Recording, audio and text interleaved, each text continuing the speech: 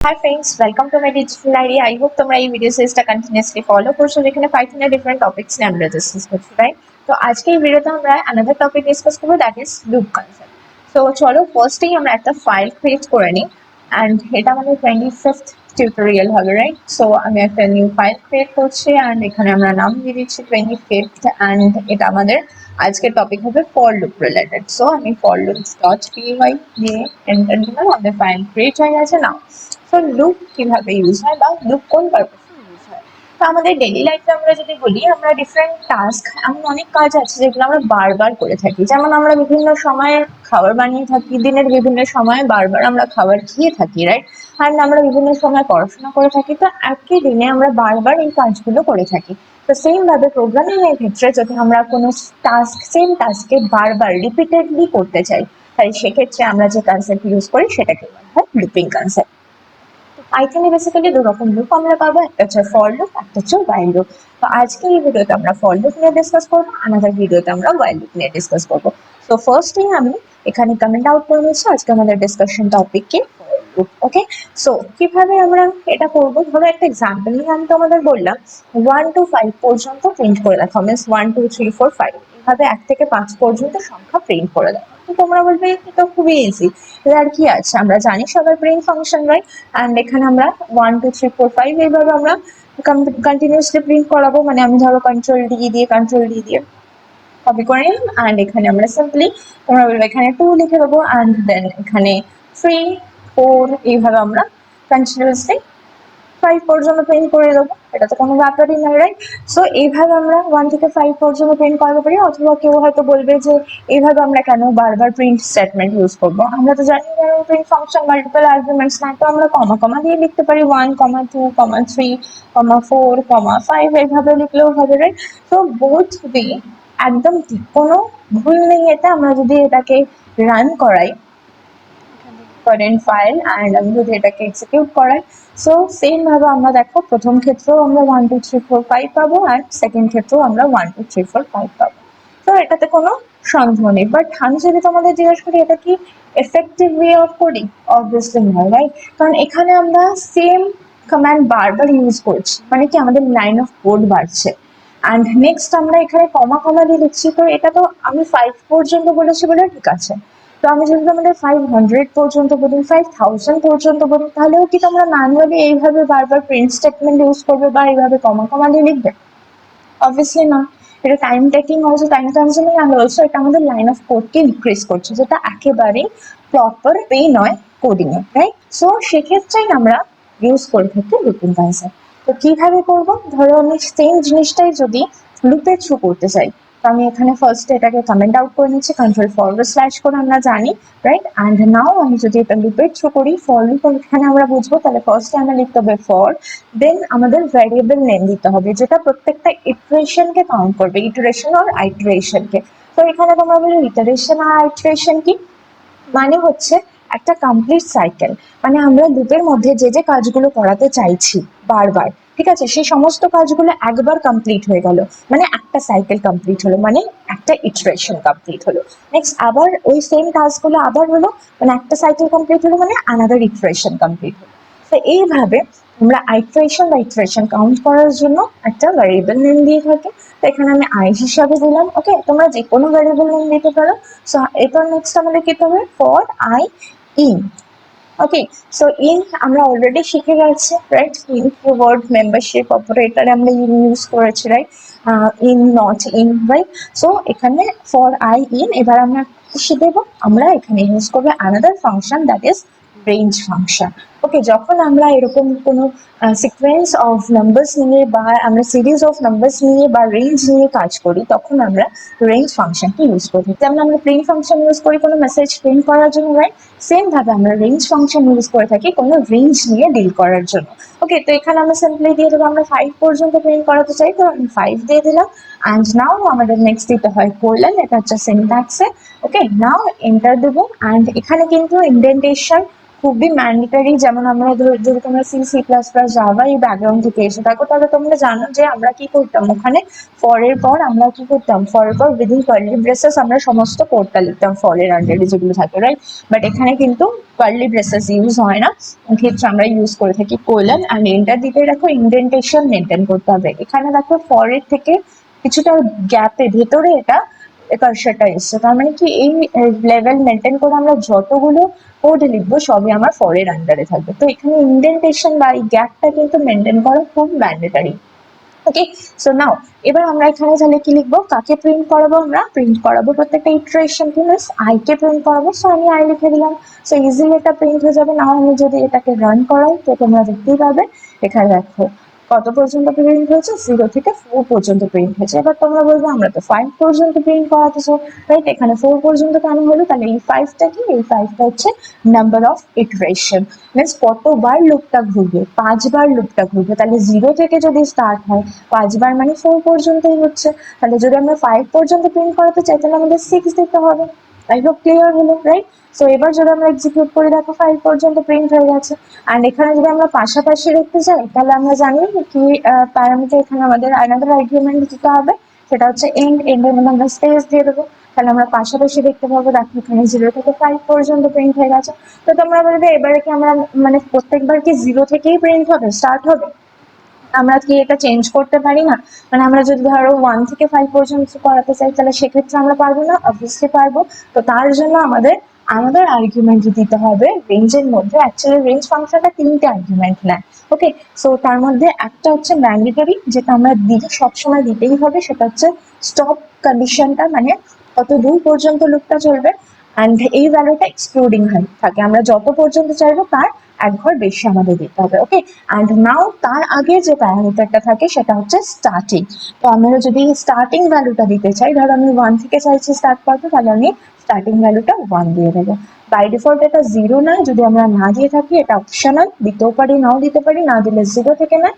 And আমরা যদি দিই যত থেকে দেবো সেটা থেকে স্টার্ট হবে। তো আমি যদি এবার এক্সিকিউট করাই তো দেখো এবার 1 থেকে স্টার্ট হচ্ছে। আমি যদি 2 থেকে চাই ভ্যালুটা স্টার্ট হবে, তাহলে আমি 2 থেকে স্টার্ট করতে পারি, রাইট? তো এইভাবে আমরা starting value and stop value দিতে পারি। আরেকটা আমি বললাম 3টে আর্গুমেন্ট নাই, তাহলে আরেকটা আর্গুমেন্ট কি, ধরো আমি চাইছি 1 থেকে 100-র মধ্যে যতগুলো অড নাম্বার আছে ততগুলো প্রিন্ট করাতে, রাইট? এখানে কি হচ্ছে, এক এক করে বাড়ছে। তাহলে আমি যদি 1 থেকে 100-র মধ্যে অড নাম্বার গুলো প্রিন্ট করাতে চাই তাহলে আমি স্টার্ট হবে কোথা থেকে, 1 থেকে।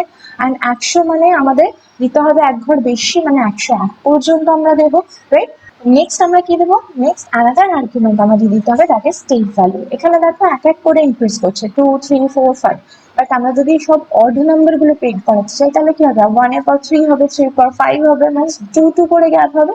তাহলে নেক্সট আমরা যেটা দিয়ে থাকি সেটাই হচ্ছে সেই গ্যাপটা, মানে স্টেট ভ্যালু। নাও সো এবার আমরা যদি রান করাই তাহলে দেখো 1 থেকে 100 পর্যন্ত সমস্ত অড নাম্বার গুলো কিন্তু আমার কাছে চলে এসেছে। দেখতেই পাচ্ছ 1 3 5 7 9 এভাবে সমস্ত অড নাম্বার গুলো আমার কাছে চলে এসেছে। সেমভাবে আমরা যদি ইভেন নাম্বার প্রিন্ট করাতে চাই তো আমরা স্টার্ট করবো কত থেকে, সমস্ত ইভেন নাম্বার 2 থেকে স্টার্ট হবে, রাইট? আর আমরা 100 পর্যন্ত নিতে চাই তার মানে 101 পর্যন্তই আমাদের দিতে হবে। অ্যান্ড এক্ষেত্রেও গ্যাপটা কত হবে, স্টেপ ভ্যালুটা 2 2 করেই হবে, রাইট? দেন 2 দেন 4 দেন 6 এইভাবেই হবে। নাও আমরা যদি এক্সিকিউট করাই তো দেখো একইভাবে সমস্ত আমাদের কাছে ইভেন নাম্বার গুলো কিন্তু চলে এসছে, রাইট? 100 পর্যন্ত। তো এইভাবে আমরা ফর লুপ ইউজ করে অ্যান্ড রেঞ্জ ফাংশন ইউজ করে খুব ইজিলি সিরিজ অফ নাম্বারস নিয়ে বা সিকোয়েন্স নিয়ে ডিল করতে পারি। তো ফর লুপ বেসিক্যালি আমরা ইউজ করে থাকি সিকোয়েন্সিয়াল ট্রাভার্সালের জন্য, আর আমরা যখন সিরিজ নিয়ে ডিল করি। ওকে, আই হোপ ক্লিয়ার হলো না? তো এবার তোমরা হয়তো জিজ্ঞাসা করবে যে এটা কি শুধুমাত্র ইনক্রিজিং অর্ডারেই হয়, মানে আমরা যে 2 থেকে 100 পর্যন্ত যাচ্ছি, আমি যে রিভার্সে চাইতাম, মানে আমরা যদি চাইতাম 100 থেকে 2 পর্যন্ত আসুক, এটা কি পসিবল? Obviously possible. ক্ষেত্রে আমরা স্টার্ট করবো কত থেকে, 100 থেকে, রাইট? কারণ স্টার্টিং ভ্যালুটা ইনক্লুডেড, মানে আমরা যত থেকে দেবো তত থেকেই স্টার্ট হবে।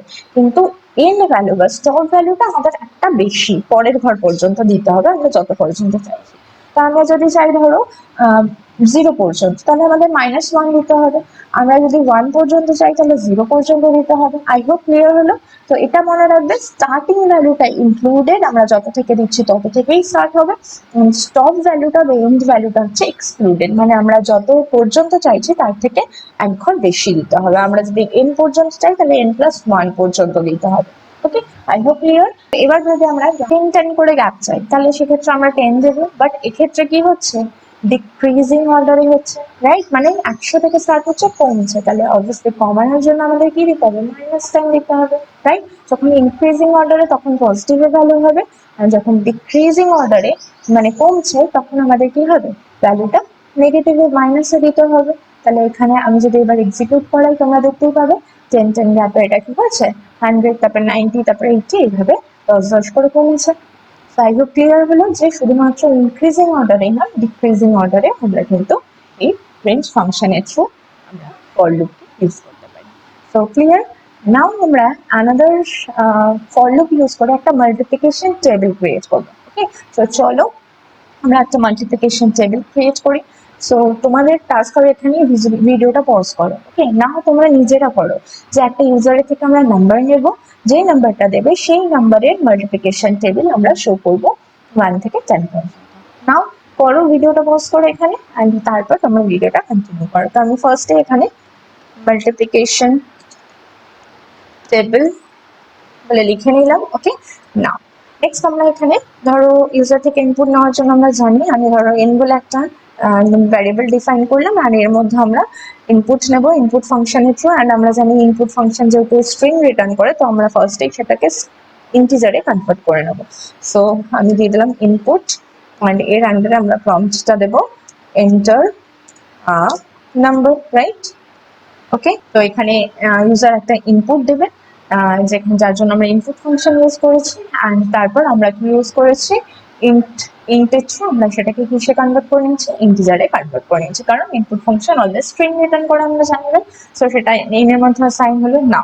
এবার আমরা কি করব, ফর লুপ ইউজ করবো। সো ফরটা আমাদের, আমরা এখানেও আমি ধরো আইটারেশনটাকে আই দিয়ে ডিনোট করছি। ওকে, নাও এন ফর আই ইন আমাদের রেঞ্জটা কত হবে, তাহলে এক্ষেত্রে আমরা স্টার্ট করতে চাইছি কত থেকে, বলো 1 থেকে আমরা চাই, রাইট? তাহলে 1 থেকে স্টার্ট হবে, অ্যান্ড কত পর্যন্ত আমরা চাইবো, মানে ধরো নাম্বার দিলে 5 ইন্টু 1, 5 ইন্টু 2, এইভাবে আমরা চাইছি কত পর্যন্ত হবে, 10 পর্যন্ত।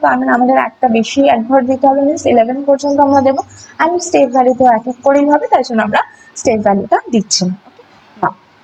নেক্সট তাহলে আমরা এবার এর মধ্যে কিভাবে প্রিন্ট করবো, তো আমি ধরো লিখলাম প্রিন্ট, অ্যান্ড এখানে আমরা ধরো একটু ভালোভাবে প্রিন্ট করাবো যাতে আমরা দেখাতে পারবো যে কত কত প্রিন্ট হয়েছে। তাহলে আমরা দিয়ে দিলাম ধরো ফার্স্টের নাম্বারটা, ওকে 5, অ্যান্ড দেন ধরো এইভাবে ইনটু ক্রস আমরা দিলাম, ওকে, অ্যান্ড দেন ধরো 1 2 এইভাবে মাল্টিপ্লাই করবে, রাইট? মিনস আইটা আমার মাল্টিপ্লাই করবে, এখানে আই দিয়ে দিলাম, অ্যান্ড দেন আমার ইকুয়ালস টু দেবে, ওকে, অ্যানাদার স্ট্রিং দেবো আমরা ইকুয়ালস টু, অ্যান্ড দেন আমার এখানে আমি মাল্টিপ্লাই করাবো কার সাথে, এন এর সাথে আই কে মাল্টিপ্লাই করাবো, সিম্পল, রাইট? সো এইভাবে আমরা কন্টিনিউ হবে।